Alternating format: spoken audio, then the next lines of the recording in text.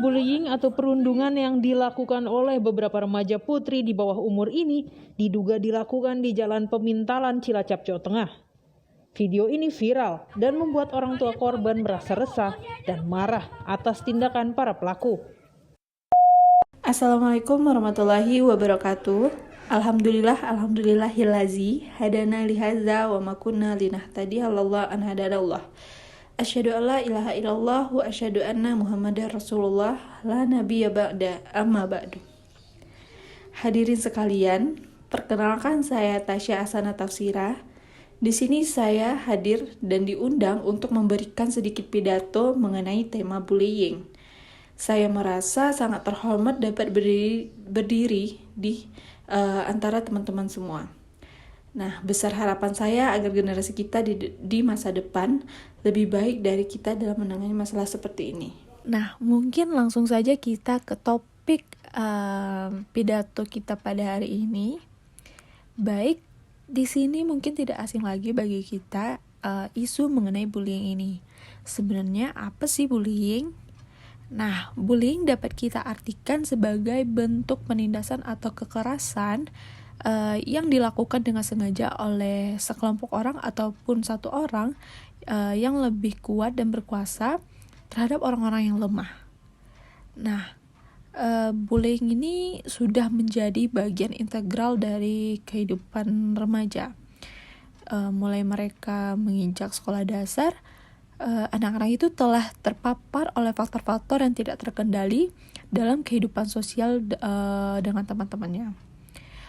Beberapa mungkin ada yang baik, namun tidak bisa kita pungkiri juga ada yang terpapar dampak buruknya.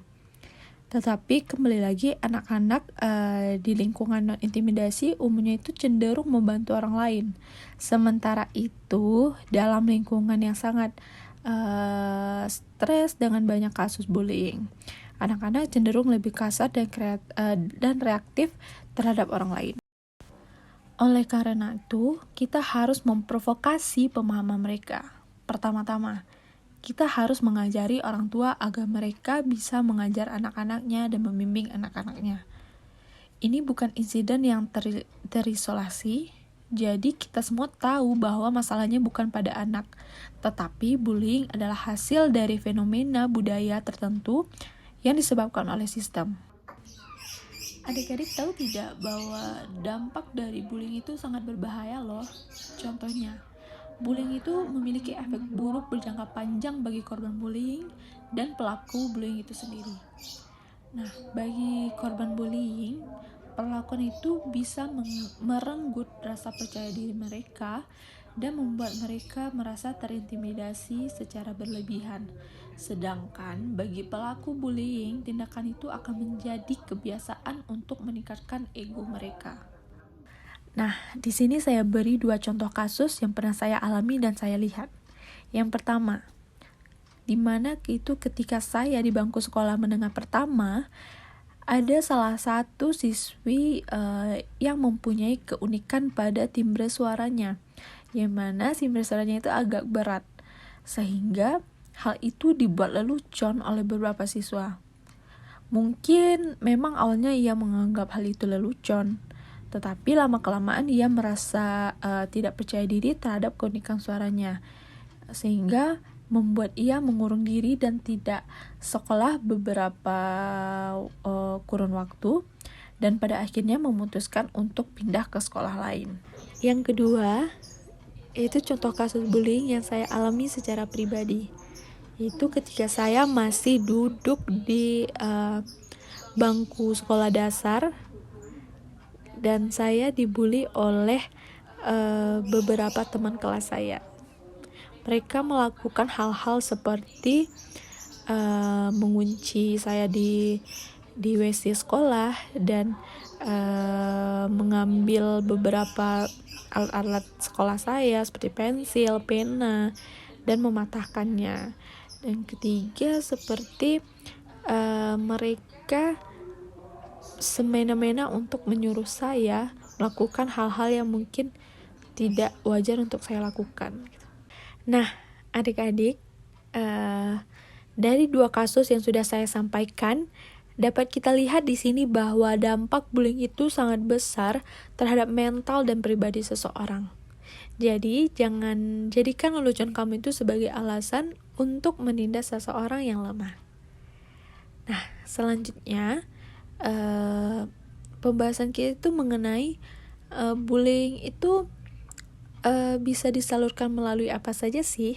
Nah, bullying tidak hanya terjadi secara langsung, tetapi bullying juga bisa terjadi melalui perantara media sosial. Contohnya, sekarang banyak saya temukan kolom komentar pada Twitter, Instagram, Facebook, dan lain-lainnya itu dijadikan sebagai media penyaluran kebencian. Hal ini terjadi karena postingan seseorang itu tidak sesuai dengan asumsi si pelaku bullying, sehingga ia menyalurkannya di sebuah media sosial. Banyak kasus terjadi di mana para bullying ini mengujar kebencian di media sosial terhadap seorang artis, yang dimana mungkin awalnya hanya menyinggung tokoh, tetapi lambat laun merambat ke keluarga mereka. Tentu hal ini membuat artis tersebut tidak terima sehingga melanjutkan kasus ini ke pihak berwajib. Setelah dipertemukan secara langsung, pelaku bullying mengakui kesalahannya dan meminta maaf. Nah, di sini dapat kita simpulkan bahwa pelaku bullying itu hanya berani menghujat melalui perantara. Nah, setelah hukum berjalan, hukum bertindak, mereka langsung menciut dan tidak berani untuk berkutik kembali. Nah, hukum yang berlaku untuk pelaku bullying ini adalah ancaman pidana sesuai pasal 80 yang menyatakan setiap orang melanggar ketentuan sebagaimana yang tercantum pada pasal 78C. Akan dipenjara selama 3 tahun 6 bulan atau denda paling banyak sebesar 72 juta. Jadi di sini saya mengajak adik-adik semua untuk tidak menindas teman-teman yang lemah dan menjadikannya objek lelucon di depan orang banyak. Karena bisa jadi mental mereka itu tidak kuat untuk menerima itu semua dan menjadikan mereka pribadi yang tidak percaya diri. Kemudian kita juga harus pintar dan bijak dalam menggunakan media sosial. Jangan jadikan media sosial sebagai tempat mengujar kebencian. Sekian pidato yang dapat saya sampaikan. Saya harap adik-adik semua bisa mengambil makna dan pelajaran dari pidato saya ini. Terima kasih. Assalamualaikum warahmatullahi wabarakatuh.